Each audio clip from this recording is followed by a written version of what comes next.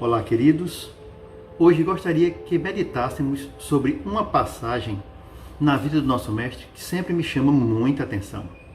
E creio que todos vão lembrar, juntamente comigo, daquele episódio em que Jesus está no barco com os discípulos e, para que eles não pereçam, Jesus tem que acalmar o mar tempestuoso. A situação em que Jesus acalma a tempestade se encontra descrita em 3 evangelhos. Em Marcos, começando do capítulo 4, versículo 34, indo até o capítulo 5, versículo 1. Em Mateus, o capítulo é o 8, versículo 18, e depois versículos 23 até 27. E também está lá em Lucas, capítulo 8, versículos de 22 até o 25.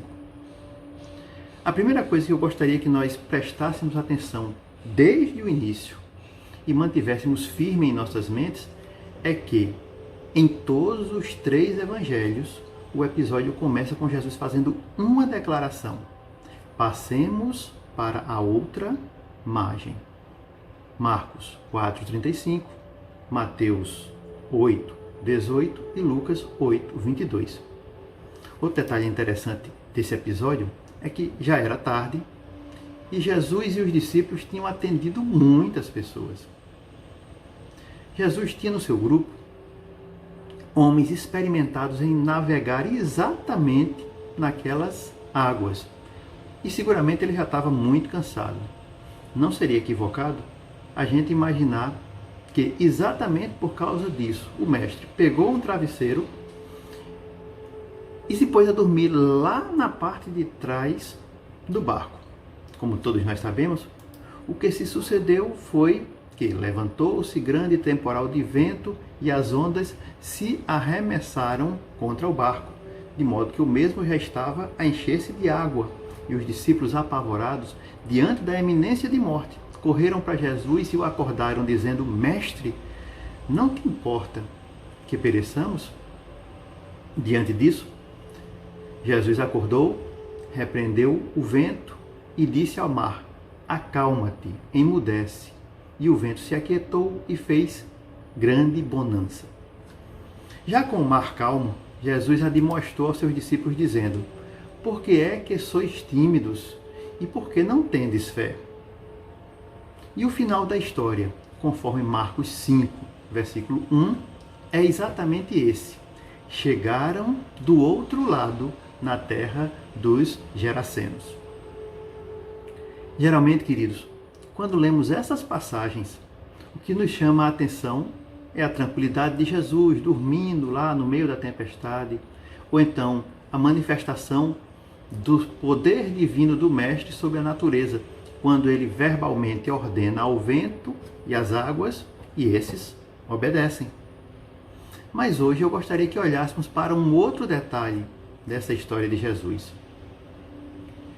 Como o final da história é exatamente aquele que Jesus falou que seria. E isso muito antes de tudo começar. Jesus fala no início: passemos para outra margem. E a história termina com: chegaram ao outro lado, a terra dos Gerasenos. Queridos, que verdade magnífica isso nos ensina. Se foi Jesus que falou que ia acontecer, não tem como dar errado. Não tem tempestade, vento, mar revolto que possa fazer com que as palavras de Jesus caiam por terra. Mas devemos tomar cuidado para que não aconteça conosco o que aconteceu com os discípulos de Jesus.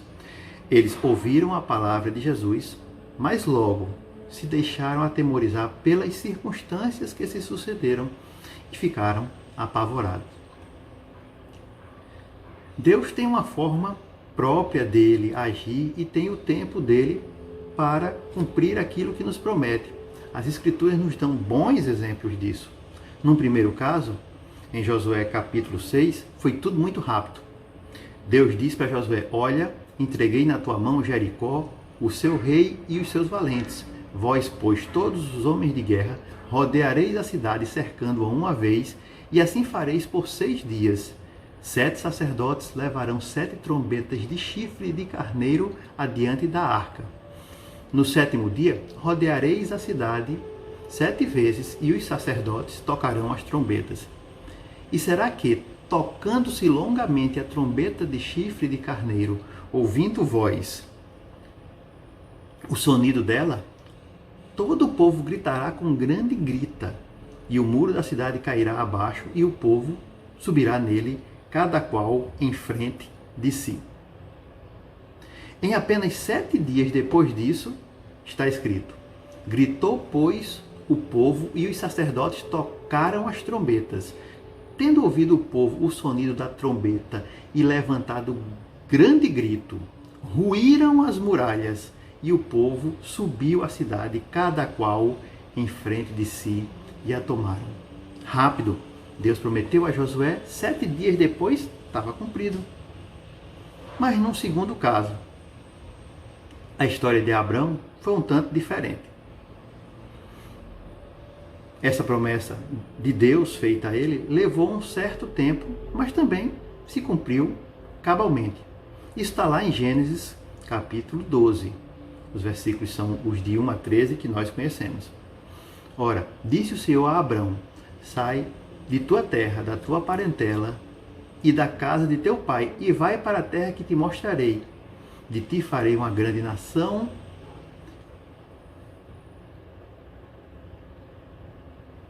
e te abençoarei e te engrandecerei o nome. Se tu uma bênção. Abençoarei os que te abençoarem e amaldiçoarei os que te amaldiçoarem. Em ti serão benditas todas as famílias da terra. Mas o cumprimento dessa promessa está consolidado pelo que está escrito lá em Gálatas, capítulo 6, versículos 13 e 14.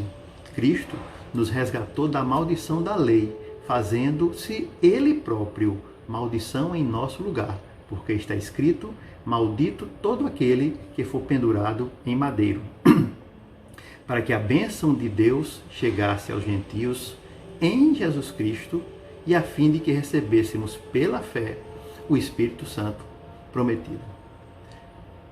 Abraão, quando foi chamado, estava com mais ou menos 75 anos de idade.